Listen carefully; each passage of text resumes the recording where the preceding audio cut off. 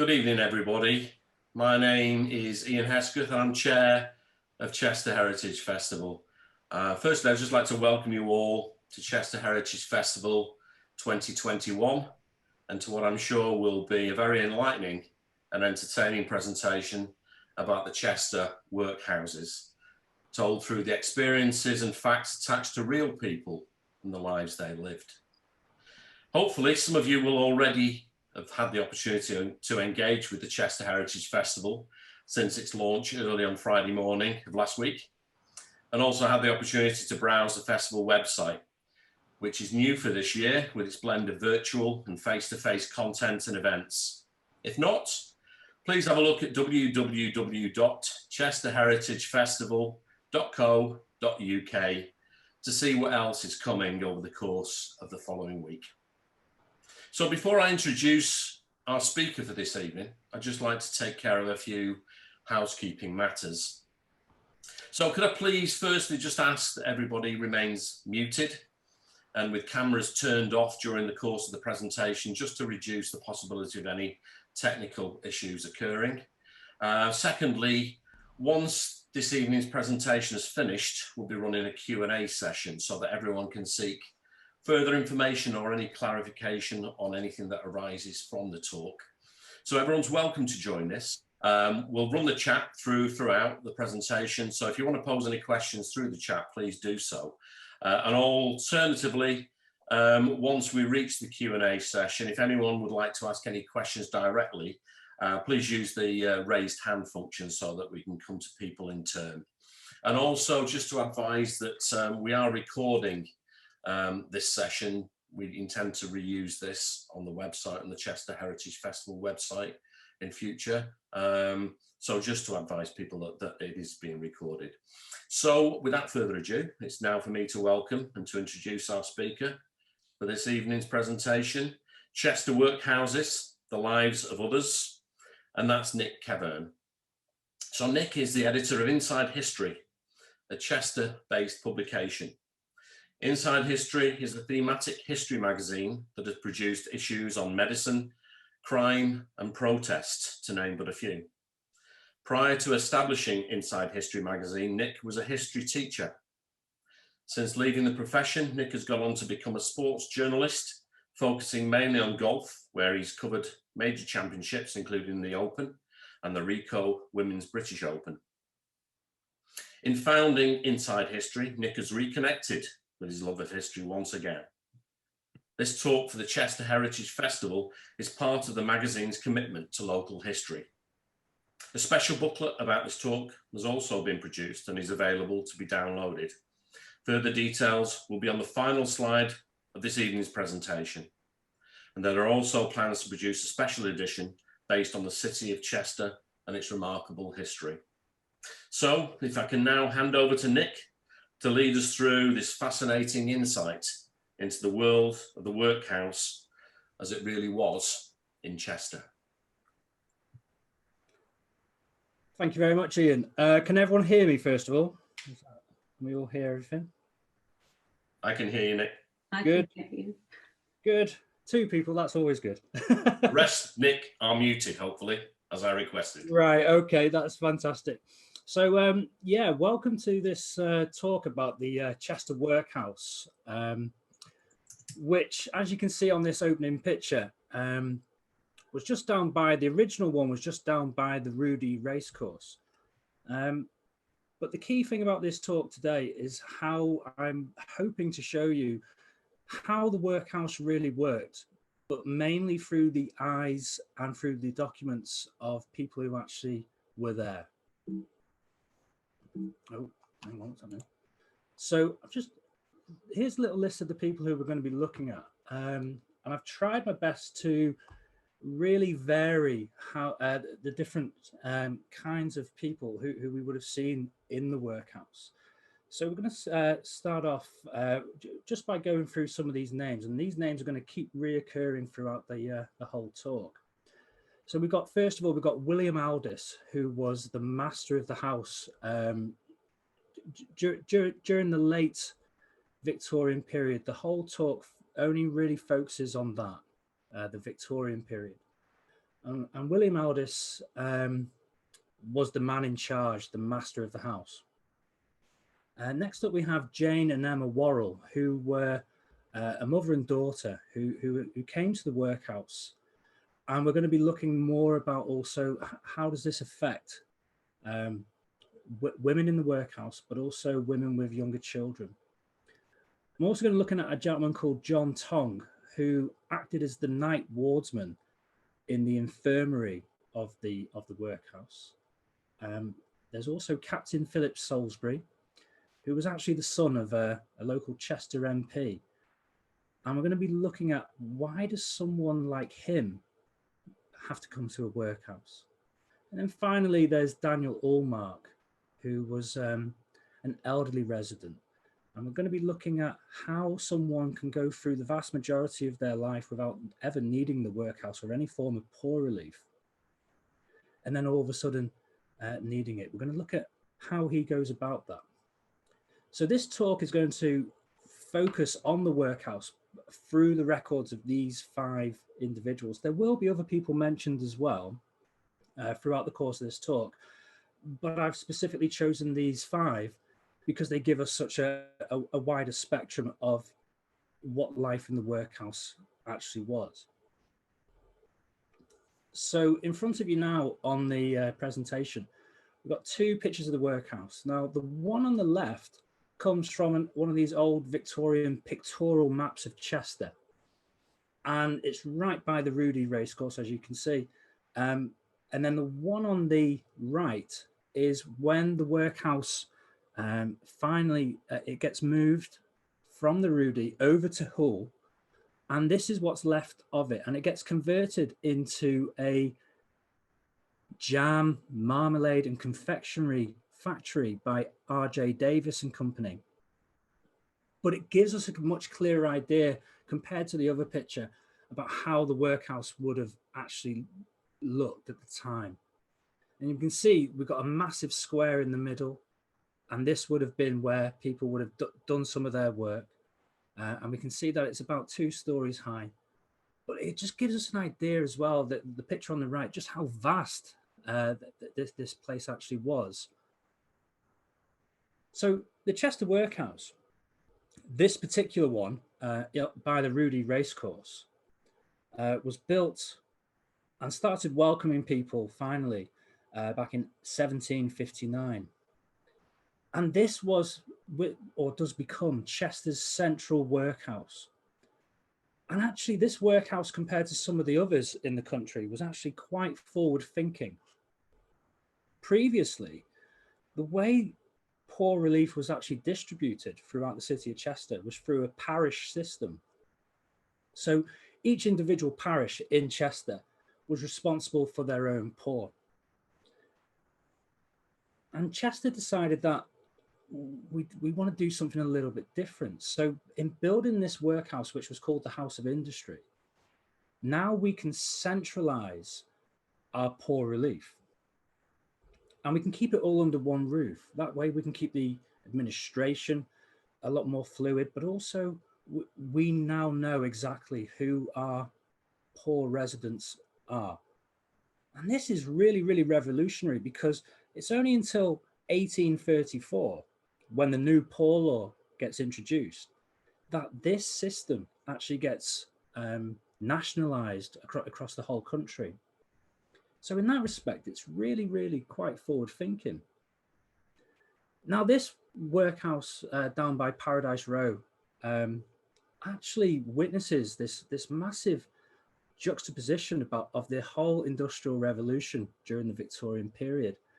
I'm sure people who've been to the area know it quite well. And we all know the railway viaduct, which was actually built by the son of George Stephenson, who was known as the father of the railways. But prior to that being built in the 1840s, the workhouse would have been quite visible to absolutely everyone who would have seen it. And it's only when this gets built that it gets slightly obscured. But this juxtaposition of the Industrial Revolution, on one hand, we've got this railway viaduct being built. On the other hand, on the other side, we've got the workhouse. And then on the other side of that, we've got the racecourse. And it's all going on in a very, very small area of Chester. So for those who don't know what the workhouse actually was, the workhouse was the Victorian equivalent to our modern day welfare system. And this system back then, and even through our eyes now, is often seen as quite synonymous with cruelty and shame, where poverty was actually seen as a crime. And this goes with a lot of what Victorian values actually were at the time. They believed that you've got to work yourself out of poverty. They believed in very Christian values.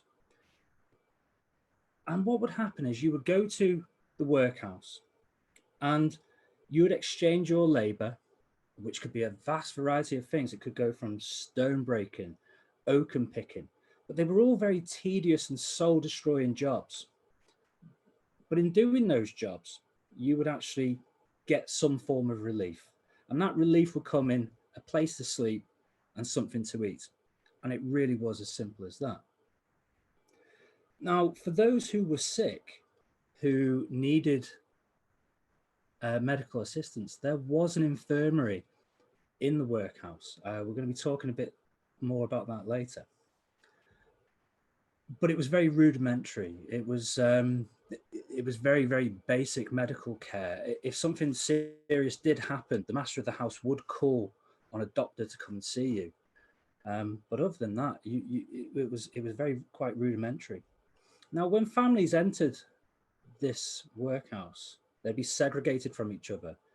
Each of the sides you see would also act as a different area for them to sleep. So you would have women on one side, men on the other, and children as well. And they'd all be segregated the second you come in. And the workhouse was also very regimented as well. You'd eat your dinners in rows. You'd eat them in silence. A prayer would be said before you eat your dinner. So what did you have to do in order to come in here? Well, you basically had to prove that you were completely destitute, that you had nothing, no money, and also no real prospects. And for the casual poor who depended quite heavily on daily work, which I suppose is like what we'd call our modern day gig economy, trips to this workhouse would be actually quite frequent. But it might look like a prison from the outside and even in the way it's constructed. But actually the poor who stayed there were free to leave at any time. All they had to do was give a few hours notice, have their final meal, and then they will be exchanged their uniform, which they wore in the workhouse, for the clothes that they came in, and then they'd be sent on their way. And this was all in this Victorian idea that you could possibly rebuild your life and start over again. But as we're going to see, some people just simply couldn't do that. The imposing nature of this building as well scared many people. Rumors start circulating just how terrible the workhouse actually was. And actually, it doesn't give us a very clearer picture about how the situation really was in Chester, because there are a lot of people would have actually preferred to have taken their chance on the streets rather than actually gone in there. But it does act as a constant reminder to these people that you're never far away from any hard times, and the fear that actually comes with that. Now, this would be a system that would be in place nationally until about 1948 with the birth of the NHS. And actually a lot of these old workhouses become the new hospitals. Chester's, once it moves from the Roodee over to Hoole, becomes hospital in the 1930s. So once again, it's another forward-thinking idea and institution. Now, the workhouse in Chester by the Roodee was called the House of Industry, and despite its grand sounding name, everyone really knew what it really was. It had a simple but very effective Georgian design, and that was designed to send a message. And that is that being on the breadline outside the workhouse was actually better than trying to be in it. Most would do everything in their power to try and avoid the place, but for some, this becomes a necessary evil. And what we actually see in the late Georgian period and the early Victorian period is that Chester is completely changing in terms of its economy. What we start seeing is the traditional economies of Chester start floundering. We used to build ships. We used to build textiles. We used to make pottery. And a lot of these things, as the Industrial Revolution starts gaining momentum, simply move away. A lot of the ships during the Napoleonic War, some of them were even built here in Chester. And they go to places like Liverpool, they go to Stoke-on-Trent for the potteries, they go to Manchester for the textiles. And for the casual poor, this is absolutely the one thing they don't want, because a lot of them would have actually got working on the ships or working in the textiles industries simply by turning up. Do you need any work? I'm here to work for you. With those now going, things change for the poor, and what we actually start seeing is a lot more people going to the workhouse. But Chester's floundering traditional economies, despite that, something new was growing, and that was Chester becoming very much a retail and hospitality place for day trippers and holiday makers. And this is mainly due to the improvements in public transport to the city with the railway, and Thomas Brassey, Claire's going to be doing a talk on him, and more improved roads as well. And all of this means that more people are coming, and they need somewhere to stay, and they need somewhere to eat and to drink and to shop. And I'm going to introduce you to the very first person, because the person who eventually becomes master of the house is a man called William Aldis. And he is one of those people who actually moves to Chester in order to make a name for himself. So on one hand, we got some really bad unemployment going on in Chester, particularly for the casual labourers. But then we're bringing in people like William Aldis who actually see this new retail boom as an opportunity. So what you got in front of you here is William's marriage certificate. And he marries Elizabeth Scarisbrick. And he is originally from, well, he's not originally from Preston, but he did move there. He was actually born in Halesworth in Suffolk. And his family moved up to Preston. And from there, he becomes an apprentice for the new hatter trade. And he's pretty good at it. So they get married. As you can see, they're 24 and 25 years old. They get married on February the 12th. And one of the first things that they do as this new couple is they decide that they want to really make a go of things for themselves. So they actually move down to Chester only a few months later, and they're going to start off their brand new business. And their new business is going to be a brand new shop on Bridge Street, a clothing and hattier shop. Needless to say, business is going really, really well for them by the time they move down. More shops, more day trippers are a massive boost to his business. Chester really does become a retailer's dream. And we can see here in the 1851 census, which is, he's been in Chester now for about 10 years. And we can see just how successful it's actually becoming. If you can see my cursor, we can see William Aldis is the head of the family. And he's got his occupation down as general outfitter. But we can also see the growth of his family. We've got Elizabeth Scarisbrick, Elizabeth Aldis, his wife. We have another daughter, Elizabeth Aldis, who is also going to be mentioned again later. But we also see down near the bottom that he's actually hiring people as well. So this individual here, John Eaton, is his nephew, all the way from Preston. And he's confident enough in the early start of his business to actually hire him, to actually use him as an apprentice and pass over some of those key skills that he's also got. So the ability to employ and have his own premises and start working with apprentices actually shows us that William Aldis at this particular point in his life is doing very, very well for himself. But retail is a very volatile business, and the Aldises soon find themselves in trouble.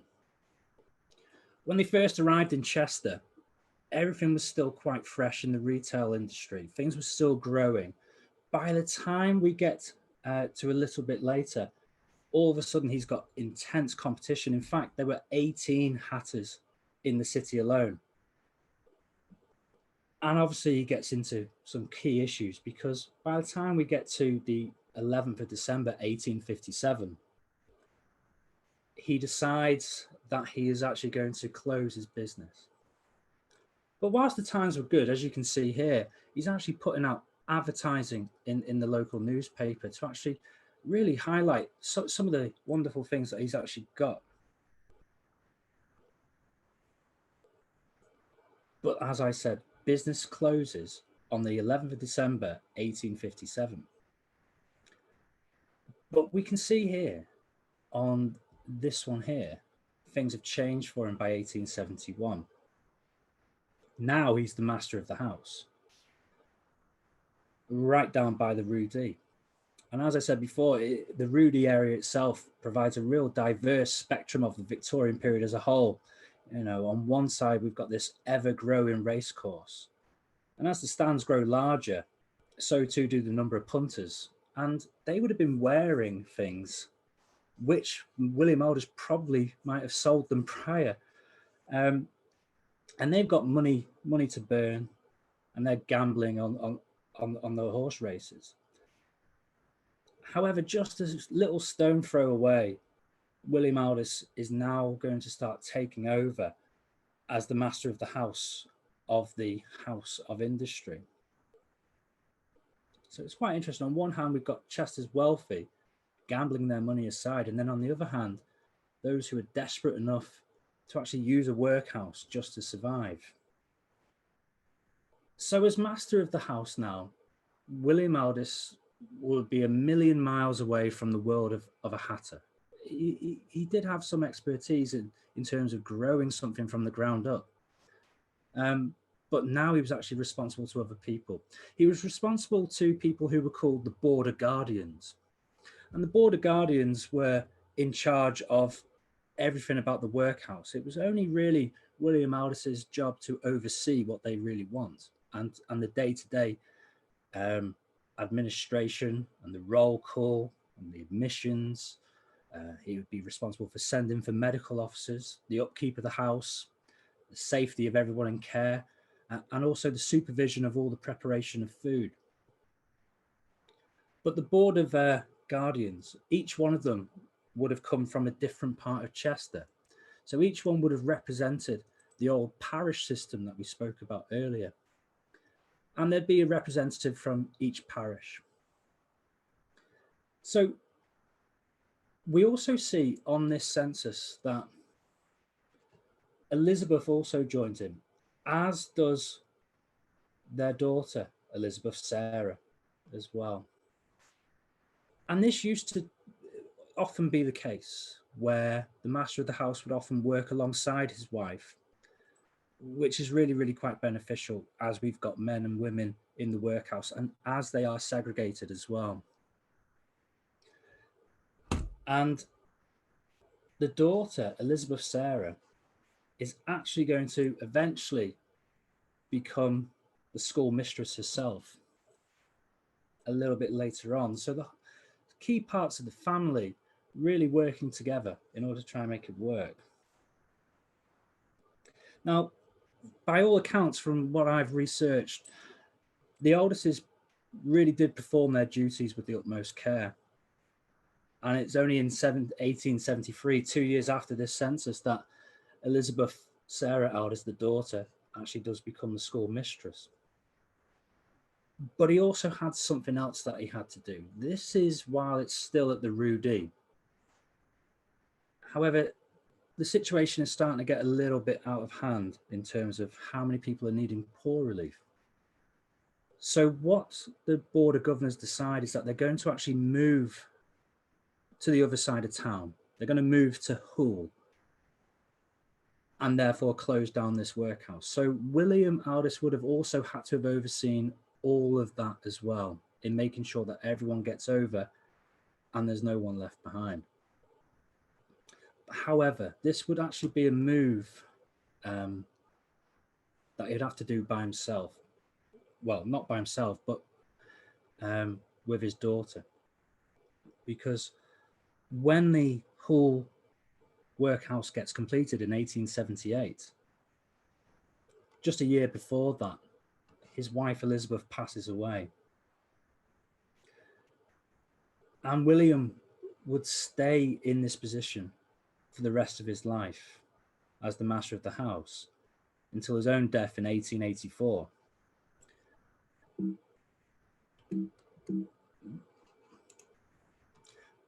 And this is his grave. And he's actually buried alongside his wife Elizabeth. And this was taken in Overley Cemetery. And his obituary is pretty big news. All the newspapers cover it. And they really did highlight how he did this job right up until his death. In fact, they described him as, and I'm quoting now, very generally respected as a kind, conscientious officer of the Union, and was held in much esteem, not only by the large circle of friends and acquaintances throughout the city and district, but by the whole body of inmates of the institution under his care.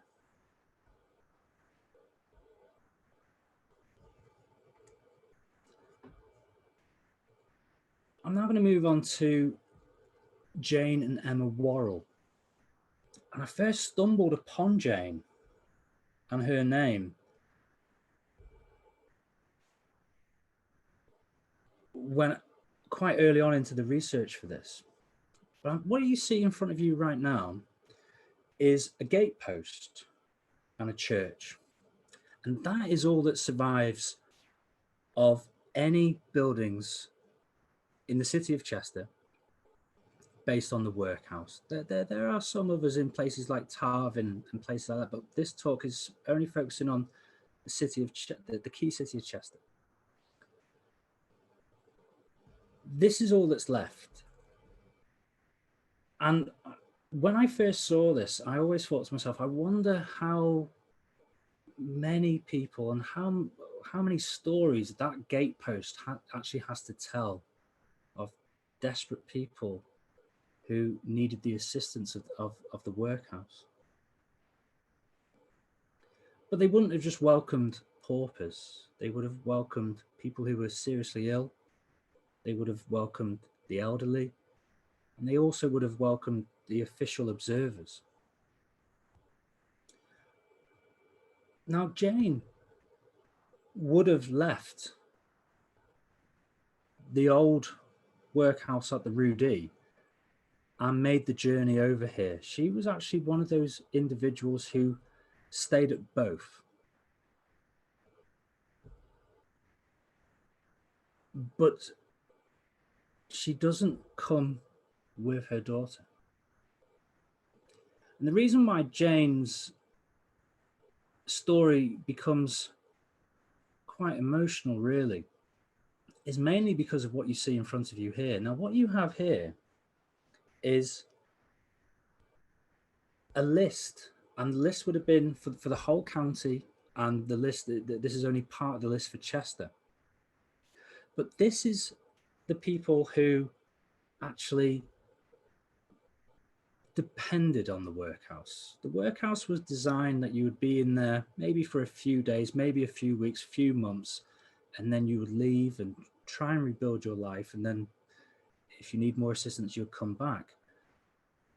But in 1861, it became a new law where every single workhouse had to highlight what they called their long-term inmates.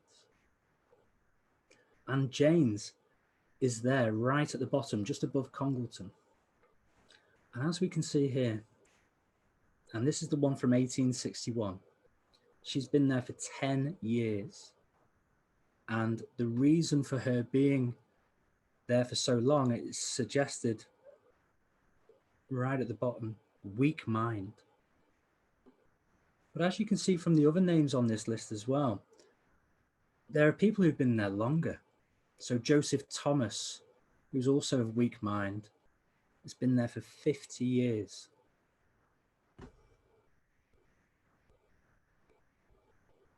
There's also others as well, though. Just trying to find my part. There are others as well. Harry Dale, who's not on that list, but on the other page. He was at the workhouse for 6 years, and he was described as subject to fits, epilepsy. So he would have been very heavily dependent on the infirmary, but also the fact that there'd be people around him who could actually help him when he does have a fit. There was also Elizabeth Bartlam, who was also a long-term inmate. And she was a widow with young children. Her young children come with her to the workhouse. And because their children are so young, she knew that there'd be a chance actually that her children might actually end up with a better life than what they would on the streets. One of the key reasons for that is because also in the House of Industry over at the Roodee and even at the Union Workhouse in Hoole, there was a school, and the school would assist them on their education, but it would also help them in case someone comes along looking for apprentices so they can have a better life. Now, Jane's very hard to track outside of the workhouse. What we do know about her is that she is the daughter of Samuel Worrell and Emma Connock, who were married on the 8th of April, 1881. And Jane would arrive not long after. Officially, she was baptized in March 1812. Trying to find anything out about Jane before her time at the workhouse was really, really hard. In fact, the only thing we actually found was Emma, who was baptized at St. Oswald's on the 28th of March, 1842. And all we have on her certificate, which this is actually a census which you're seeing in front of you now, but the only name that we have on Emma's birth certificate is Jane's. And that suggests that Emma's unmarried with a bastard child.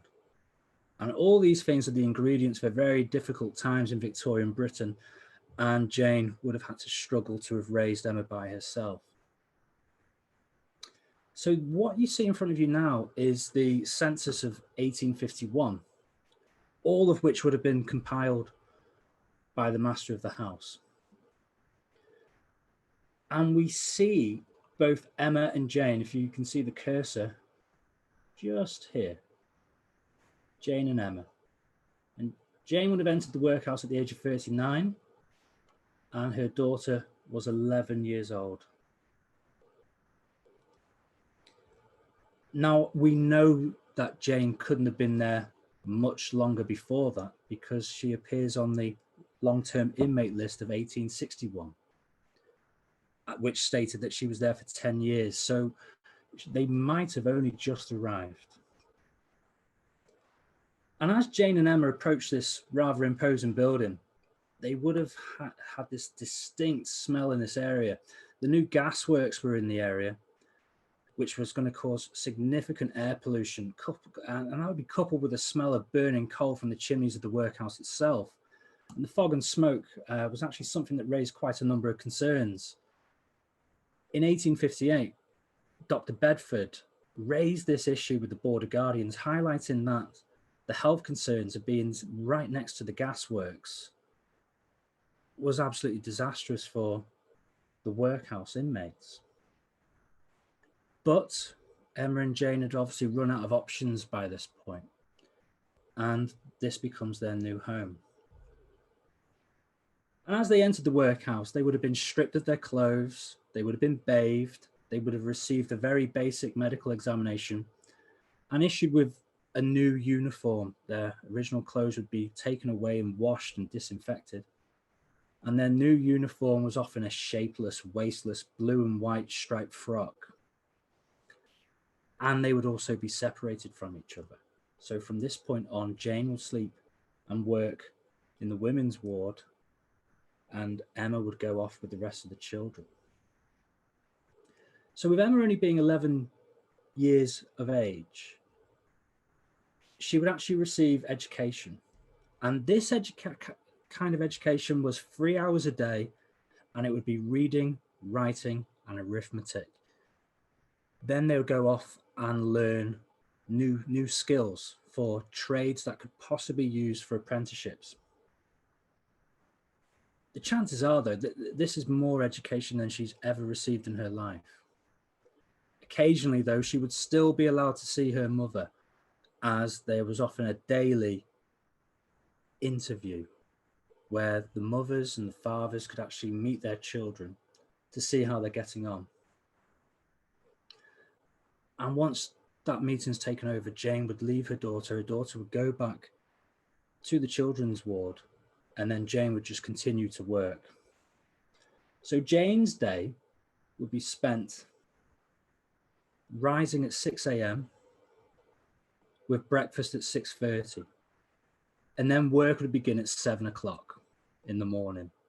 And with the exception of dinner, supper, her occasional daily interview with Emma, and sleeping, her day would consist of domestic tasks such as cooking, cleaning, washing the workhouse laundry.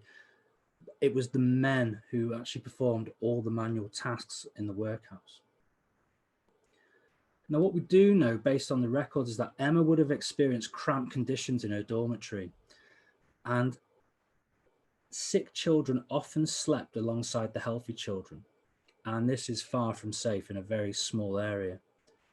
And it was actually only following a smallpox epidemic in 1841 that the House of Industry actually decided that perhaps it might be a good idea to actually include an infirmary. And it was completed in 1842. And what the Board of Guardians actually did is that basically they decided to convert the former lunatic wing, which was designed to keep them away from others. They converted that into the infirmary, and now all of a sudden, they're now in the workhouse with everyone else.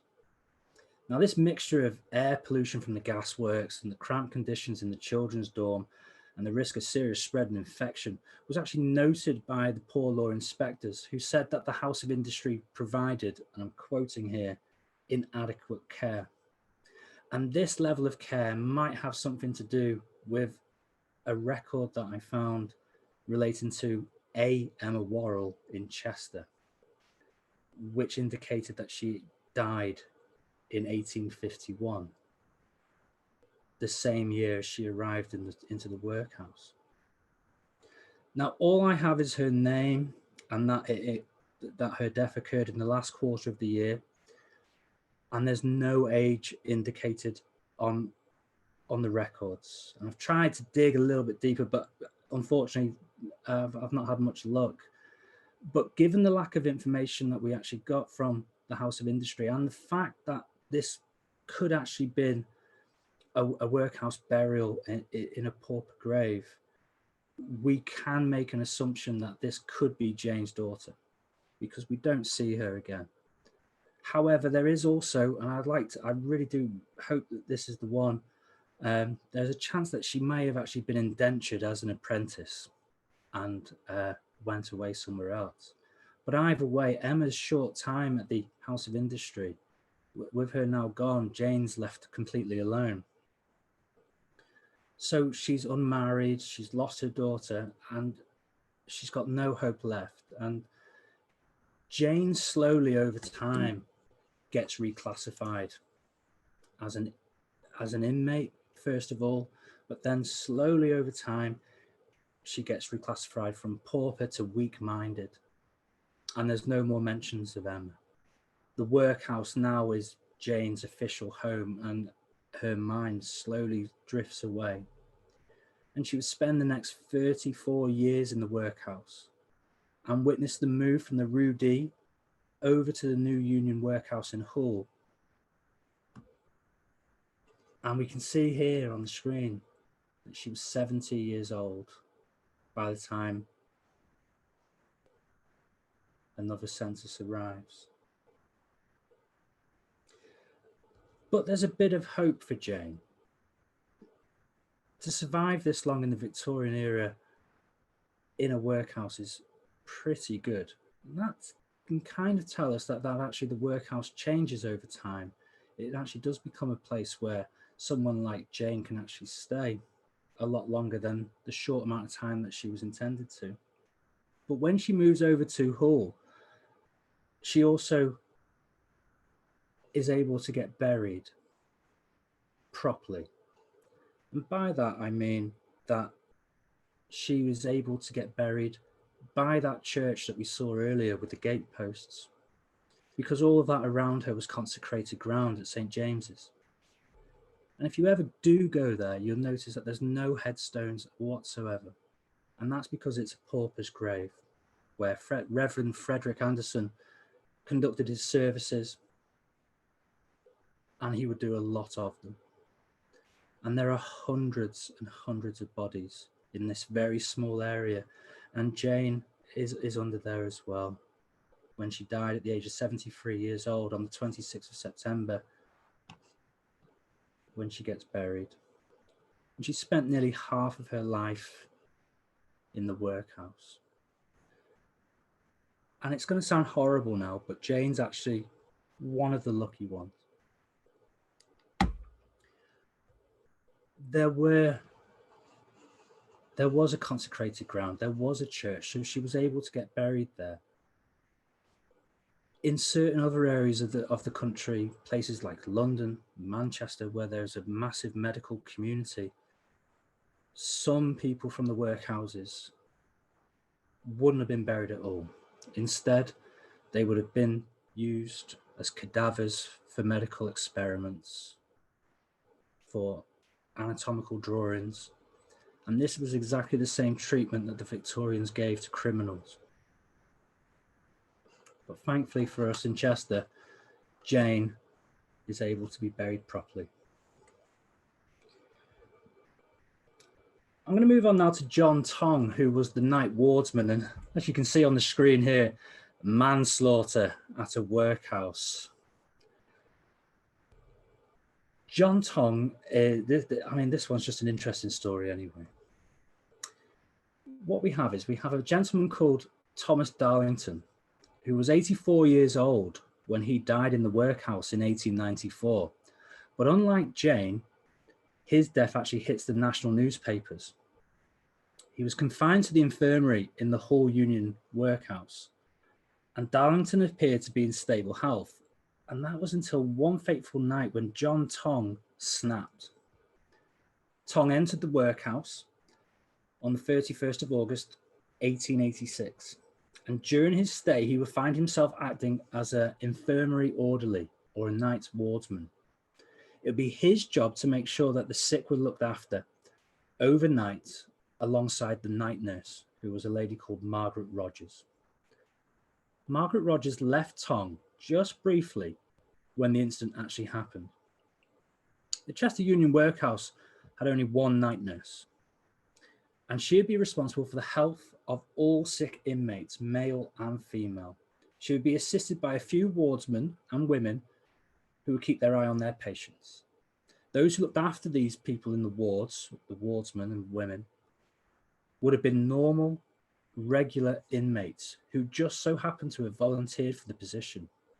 In return, they would get some extra food rations, and John Tong was one of these guys.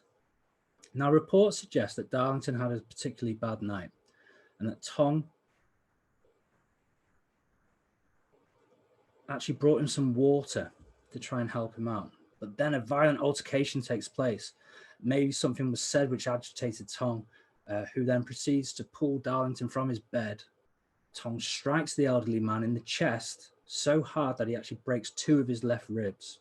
And it would be these 2 fatal blows that would actually kill Thomas Darlington. Dr. Archer, who was the medical officer for the workhouse, was called frequently in order to provide medical assistance, and he testified in the inquest that Thomas Darlington had been in the care of the workhouse for about 2 years, and that he suffered from nothing more than senile decay. Examining the deceased, he found these 2 broken ribs that had penetrated the lungs, causing laboured breathing. A few days after the assault, Thomas Darlington unfortunately passes away. The master of the house at the time, a man called Mr. Turner, actually went to the inquest and acted as a witness. And he said that Tong had been working in the infirmary for about 6 years, but he had received complaints about Tong before. The complaint was that he was abusing the sick. So Tong had previous form, and Turner warned him about his handling of the sick on a few occasions. We don't know if one of these complaints was from Thomas Darlington himself. But in many respects, Turner's hands are pretty tied when it comes to handling Tong. Most workhouses had some medical staff at hand, but the use of wardsmen and women were largely jobs done by the inmates of the workhouse. Limited budgets essentially meant that this was a question of needs must. And whilst Turner may have wanted to have dismissed Tong with these rising accusations of ill treatment, there wouldn't have been too many people eager to take this position on. I've moved on one forward, but I'm still talking about Mr. Tong. Now, Tong would deny these murder charges, and he would basically say that it was an accident where he fell upon Darlington. But witnesses came forward saying that Tong had had previous altercations with Darlington, and one witness even recalled Tong throwing this elderly man onto the floor with force. The jury would come back with a verdict of manslaughter, and Tong would be punished to 12 months of hard labour. But the judge also recommended something else, and that was that the union should employ a second night nurse in order to ensure that these incidents should never happen again. Now, if you go off and download the free booklet at the end, you can actually see the court register of John Tong and his conviction. But I'm going to move on now to Captain Philip Salisbury. And I can imagine that as Captain Philip Salisbury stood before the Board of Governors, he would have had some rather bemused-looking people looking back at him. And that's because this is no usual application to enter the workhouse when he did so in 1900. Captain Salisbury was no ordinary applicant. He was the son of a former MP for the city, Enoch Salisbury. He was also a decorated soldier and successful author. It's not every day that some kind of minor celebrity is standing before the board seeking the help of the union, but here he is making his application to stay. Salisbury had had a remarkable military career, and at the age of 44, he was able-bodied, but above all, he was a gentleman. He had, however, hit difficulties. When he was writing his current book at the time, he'd run out of money following a stay at a hotel, and with nowhere else to go, the workhouse seemed like a good option. He aimed to complete his book whilst staying at the workhouse, and whilst this is a bizarre request, the board accepted on the condition that this was only temporary during the harsh winter months. And Captain Salisbury would not go through the exact same measures that the other inmates received. The hard labour that many other able-bodied paupers endured would actually escape Salisbury, as he was allowed to continue to write his book. But this was not a hotel. He would still have to eat with the others in the same regimented fashion that the workhouse demanded. He would wear the same uniform and clothing as the others as well. The only difference is that he was here to finish a book. And that might seem really weird, But actually, there's some kind of logic to it. He is a destitute writer, but he could get himself sorted once this book is finalized and published. So therefore, this book is actually a source of potential income. And the workhouse was only really designed as a temporary measure, mainly where paupers could eventually resume their lives once they had left. So in this respect, the union is actually fulfilling its duties. Yet, I must admit, it would be interesting to know what the other inmates would have thought about this preferential treatment. But Salisbury, if he thought that his time at the Chester Union Workhouse would be a private matter, then he's sorely mistaken, as you can see here from the newspapers. And he's described as a man who's down on his luck, and the papers really seem to empathize with him. They see him as a gentleman, a soldier, and a writer. But Salisbury doesn't stay there too long. It'll be short, just as he promised. Whilst his time at the workhouse would have caused a media sensation, so too does his departure. As we can see here, Captain Salisbury's married. A few weeks into his stay at the workhouse, he receives a strange visitor, and she's described in the Chester Observer as, quote, a stylishly attired lady. A cab comes to pick up Salisbury from the workhouse in Hoole a few days later, and inside the cab is the same lady waiting for Philip to emerge. Her name was Emily Cunningham, and from the workhouse the pair went off to the registry office and got married. There were people who in the newspapers who said that Emily Cunningham was actually a very wealthy lady as well. Now, Salisbury's story might actually have a happy ending, but it does remind us all that the workhouse was there for everyone, no matter their upbringing, no matter their social status, and that anyone can find themselves in troubled times, including the sons of former MPs. I'm going to move on now to our final individual, a man named Daniel Ullmark. And he was a frequent visitor to the Chester Union Workhouse in Hoole from 1877. Yet his life prior to his time at the workhouse appears to have been relatively stable. He was a printer by trade, and he lived on Northgate Street with his wife, Mary Ann, and the couple had 7 children in total. However, Daniel's dependence on the union grew following the death of his wife in 1874. Daniel clearly tried to cope as best as he could for a few years, but his growing addiction to alcohol following his wife's death was beginning to take its toll. And by all accounts, he was a bit of a handful for the local authorities. The police were called on a number of occasions. According to the entry and release records that you see right in front of you now, also known as the Religious Creed Register, Daniel first entered the workhouse in July 1877, but he would leave in April 1878, with the reason being taken by the police drunk. It's just here. Once again, this is in the booklet if you want to see it much clearer. His issues with alcohol continue despite this. In August 1882, after coming back to the workhouse, he finds himself again in problems, and this time his reason for leaving the workhouse just simply states to prison. And the local newspapers tell us exactly what happened. Daniel, by this point, was 70 years old, and he found himself in the dock as the head of the house, William Aldis, is actually testifying against him. And this is something that William Aldis would actually spend quite a lot of his time doing. What the story is that Daniel escaped from the workhouse by climbing the fence in order to go on a drinking binge. Yet he could have just simply discharged himself with a few hours' notice, but Daniel obviously didn't fancy a night on the streets. Returning to the workhouse, Daniel was caught trying to climb back over the same fence, and he's actually found in this drunken state by William Aldis himself. And then comes the abusive language. And his punishment for this is 7 days hard labour in jail.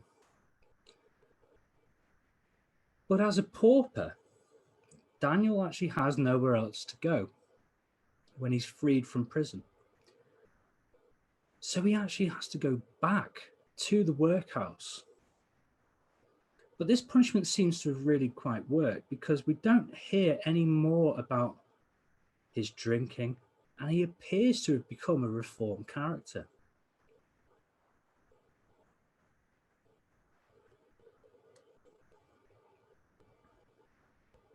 So I'm just going to finish now by saying that the workhouse was actually many things to many people.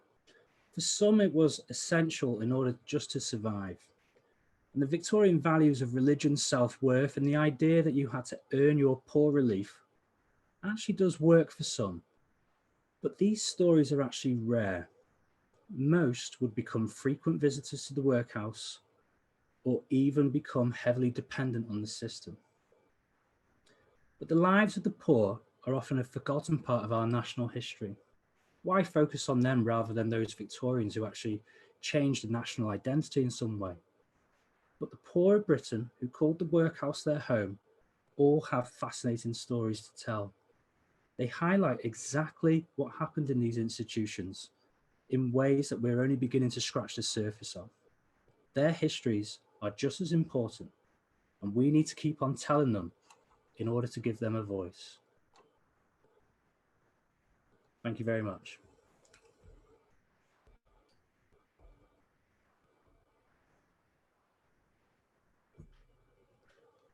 Thank you, Nick.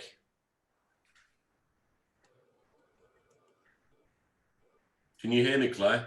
Yes, I can. Yeah. Okay. Wow. That was really fascinating. Fascinating and insightful journey into the very personal, very sad, but very real lives of a few Chester workhouse inmates. Thank you, Nick. That was brilliant. I'm sure everybody really enjoyed that. So as I said right at the start, we've got some time now for anybody to ask any questions. We've got one or two questions that have come in through the chat within the past few minutes. But if anybody wants to speak to Nick, wants to direct any questions directly at Nick, if you can use the raise your hand function, then I'm sure Nick will do his best to clarify, inform, advise, whatever. I'm just looking at the chat now. Lots of thanks, obviously.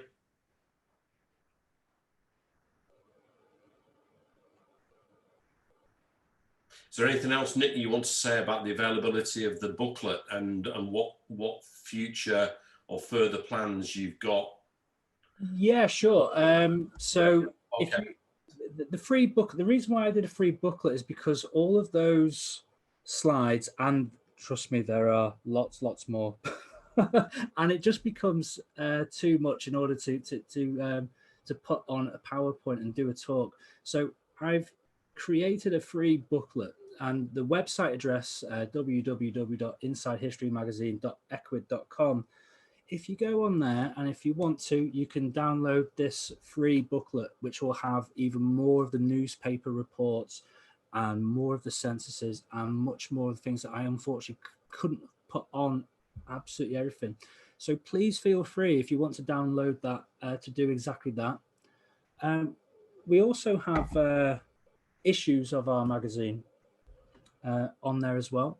Now, for the week of the Chester Heritage Festival, we decided that every single copy of the digital edition would be free of charge, so people can get a real sense of what we're all about.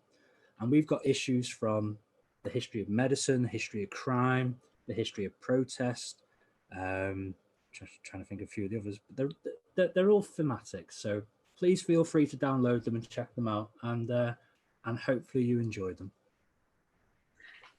There's a question from Rachel Cross Okay. that's come up. Yeah. Yeah, Rachel says, thank you. I'm currently reading the 5 by Ellie Rubenhold, in which she describes in much detail conditions in the London workhouses. They operated casual wards for overnight and day stays. Did Chester's workhouses also have this?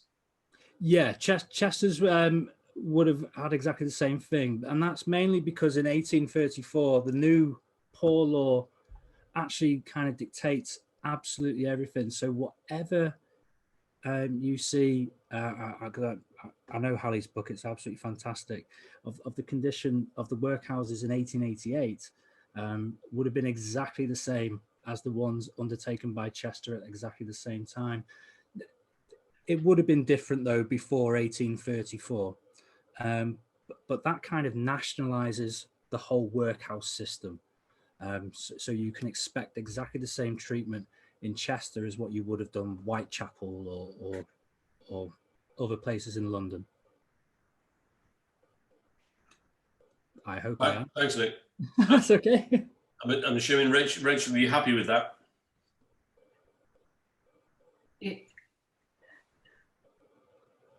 If you haven't read Halley Rubenhold's The Five, I do really recommend it. It's an absolutely fascinating book which deals with the lives of 5 women who were victims of Jack the Ripper. Although it doesn't really deal with Jack the Ripper too much, if that's your thing, it mainly deals with the 5 victims and their entire life stories. And it's an absolutely brilliant book if you ever get the chance to read it. And a few... the reason why the workhouse is mentioned so much in that book is because a few of them have to stay there. It really is as simple as that. That is the harsh brutality of Victorian life for the poor or the casual poor. So if you do really want to find out more about that, I really recommend getting Halley's book. There's a couple more questions. Yep, got those. Nick, question from Joanne. Quick question, sounds daft. Do you know why the first workhouse decided to make jam, or was this used as a facade to hide the fact that it was a workhouse? I've not seen this before. To answer your question, Joanne, the actual R.J. Davis and Co. For the jam and the marmalade and the sweets, it was actually after its time as a workhouse. So what happens is it is the workhouse until 1878, and then they all move over to Hoole. So we've now got a derelict building, and that is what R.J. Davis and Co. buy it, and then they convert it into their jam making factory. But the only reason why I've put that photo on, or that photo, listen to me, that picture on, is because it's actually one of the only images we've actually got of how the workhouse would have looked.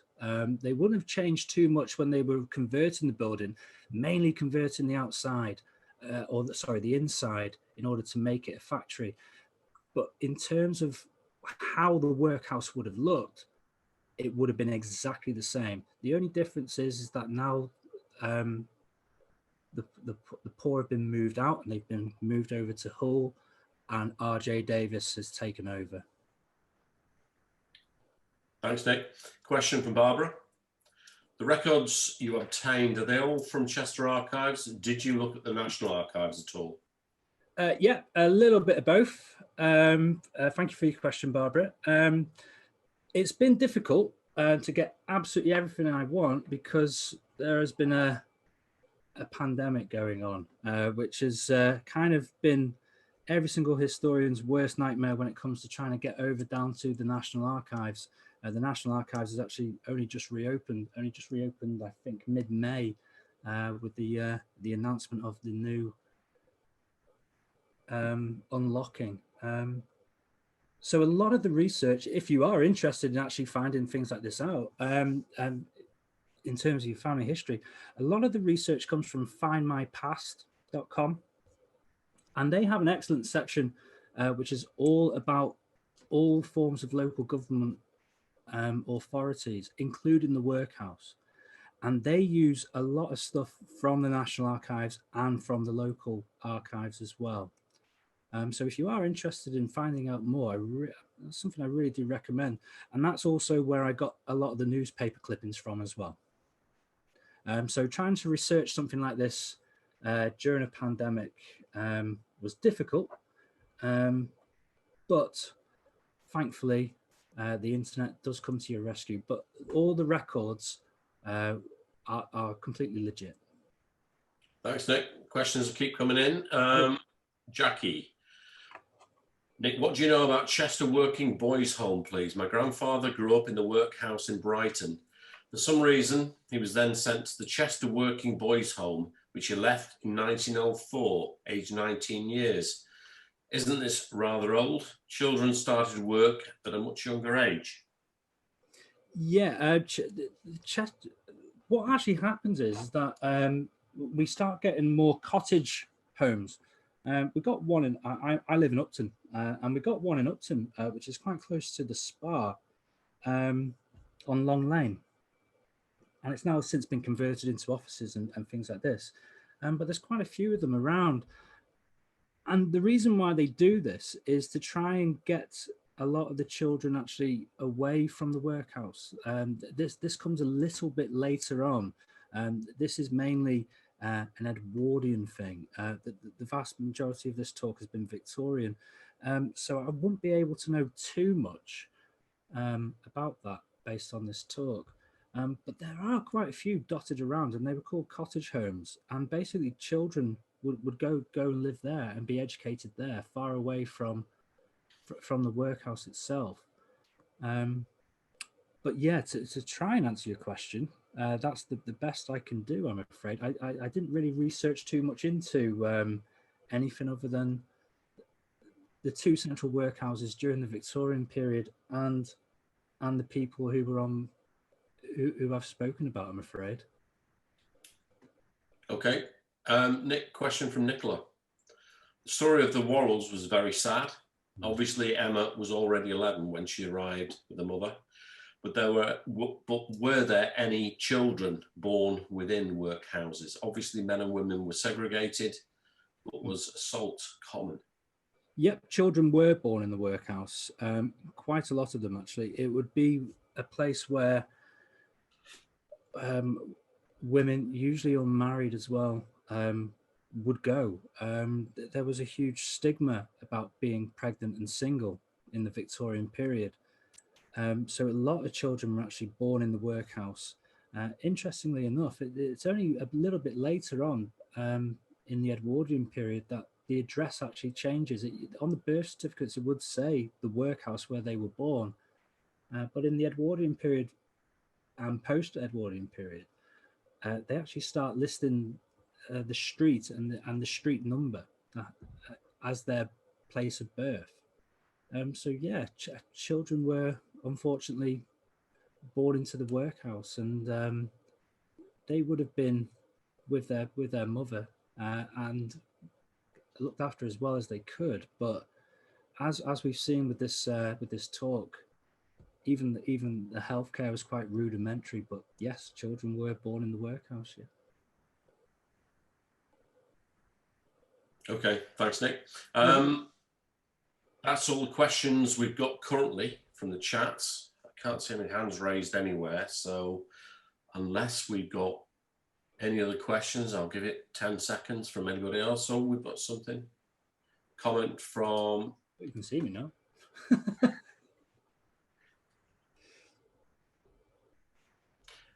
Comment from Rachel, which I'm sure everyone can see on the chat. I'm always reminding me that I was born in the workhouse, much later anyway. Oh, right.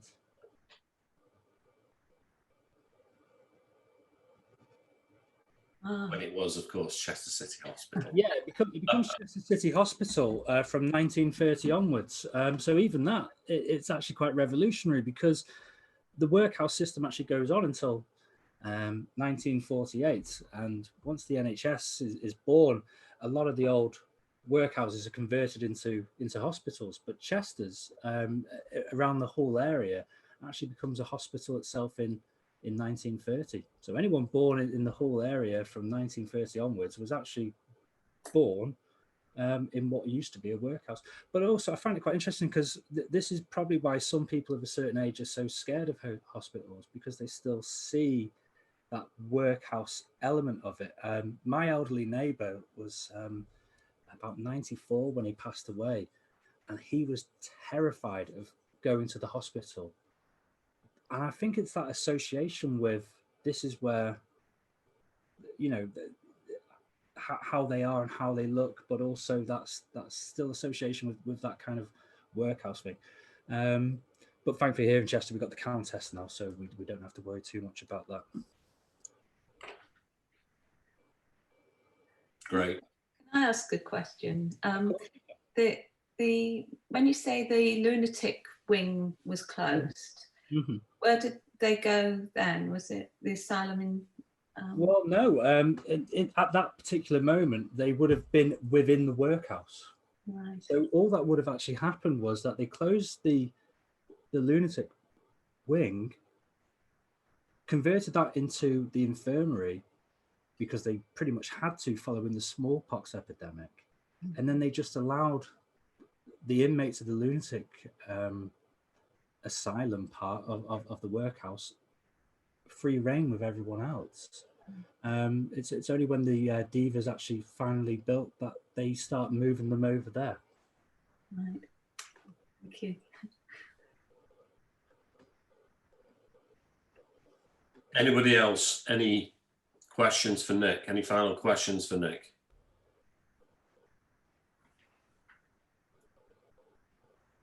Okay. Well, thanks everybody. Really appreciate your participation this evening, and thanks for joining us, Chester Heritage Festival. Please have a look at Nick's website, Inside History, and also have a look at www.chesterheritagefestival.co.uk. There's lots of other things happening over the course of this week through till next Monday, week-long festival. This is the first time we've kind of done this virtually, obviously because of the challenges we've faced through the pandemic, but the pandemic being quite devastating for everybody, it's given us an opportunity to build a platform to do things in a different way. And that gives us an opportunity for the future as well. So the festival will not be just a week-long festival. We'll continue to keep things live moving forward into 2022, when at some point in June we'll have another week and get back together for a whole host of other things, live and virtual, mixed together and blended as best we can. So we're kind of just giving it a different flavour this year. So big thanks, massive thanks to Nick. That was really superb. And thanks to everybody for joining us this evening. And take care, enjoy the rest of the week, participate where you can, and hopefully join us again at some point during the course of this week and beyond. Thanks very, very much, everybody, and good night.